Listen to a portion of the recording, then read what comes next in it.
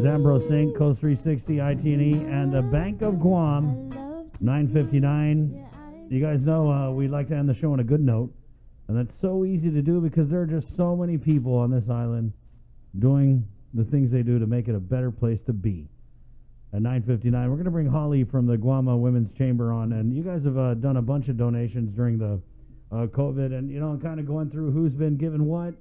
I don't know how we overlooked your organization, but so glad we found you and got you on. As I always say, Chamorro Standard Time, better late than never.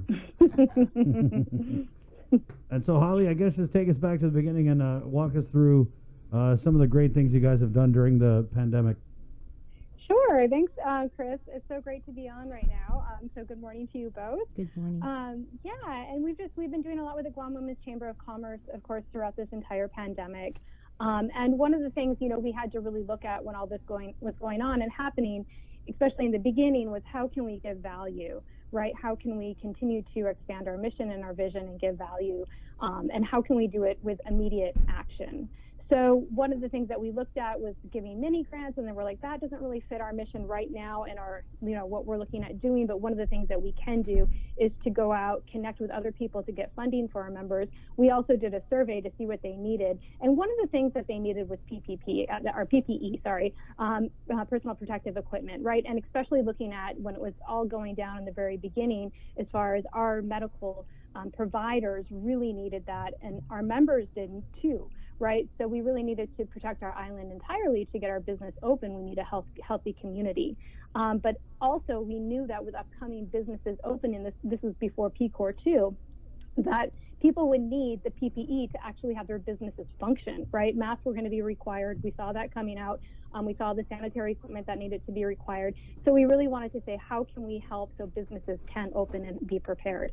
So what we did was we did a donation. We ordered KN95 masks, and we donated those to GMH, GRMC, and FHP.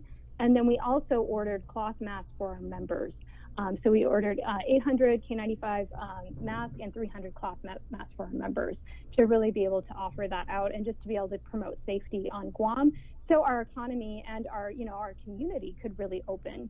So that was one of the main drivers that we did in the beginning. And of course, throughout this time, we've been holding virtual meetings.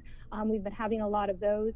We actually have something coming up this Friday that might be of interest to people, and this is in partnership with the Rural Development Department of Agriculture and the Guam Chamber of Commerce. And that's a town hall on the National Rural Lenders Association. So they basically have $1 billion that is set aside for loan guarantees for rural business and egg producers. So this Friday at June 19th at 9 a.m., we're going to ask them how we can tap into that as an island. So that's something if people are interested in looking at that. So we've been doing a lot of these, bringing together different providers, bringing together different partnerships to really offer more funding and more resources for people on Guam. Well, also, before we let you go, I just wanted to give you a congratulations and thank you for your help with regard to the child care facilities. I know that the Guam Women's Chamber of Commerce has been active in discussions with daycare facilities and the need to get them reopened. And albeit it's only 25% occupancy rate at this point, but just thank you for your work on getting this to come to fruition. Yeah, you're so welcome, and I'm glad. I wanted to circle back to that because I know that was the last discussion we had, and I appreciate you guys too for bringing that to the forefront. And I just appreciate the Guam Child Care Association for being very, just prepared, and they met with the physicians group, and they were able to really come to an agreement on how to open child care on Guam. So that happens today, at 25%, like you said. So I know that they, the business owners are super excited about it. The parents are really excited, that really need to get back to work, or even if they're working from home, they need to concentrate on their work, So it's just a total 360 on how amazing this is going to be for our island to really help people. And just the kids are excited too, right? So there's definitely stipulations, there's guidelines, there's safety. Lonnie, who is a Giving Tree, who was also on KUAB last time, and she's great. She actually gave I think a Zoom session with her parents just to talk with them and be like, this is how we're going to open. Do you guys have any questions? So they've been really active and just communicating with their customers and providing that safety and, you know, just that alignment that's needed to really have this be successful. So I really commend them for their activity and making this happen. All right. Absolutely. Yeah. Well, again, thanks, Holly, for everything you guys have been doing during. Yeah, we just wanted to bring you on and recognize the good work that you've done, and we'll name you our COVID heroes for the day.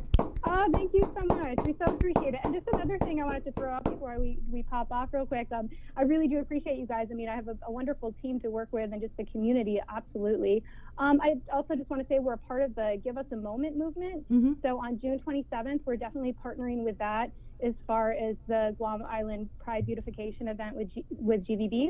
And that's going to be really exciting too. So I just encourage other people to come out, you know, into our community to beautify it, do some paint, some cleanup, and just get prepared. So once we do have visitors coming back on island, you know, we have, and we do, you know, for ourselves too, right? We want to look around and see the beauty and just be able to clean up and be a part of that. So, I mean, we live on a beautiful island, so let's just make it the best we can, right? Right. Got it. Thanks, Yeah. Holly. Thank you, Holly. Thank you so much. Okay. Wash You your guys. hands. Bye. All right. All right, take care. Okay, bye. Okay. Hey, good job today, Sabrina. Good job, Chris. Good job, Jacob. Good job, Jake. Always a pleasure to have Jason Solis in here. Our talk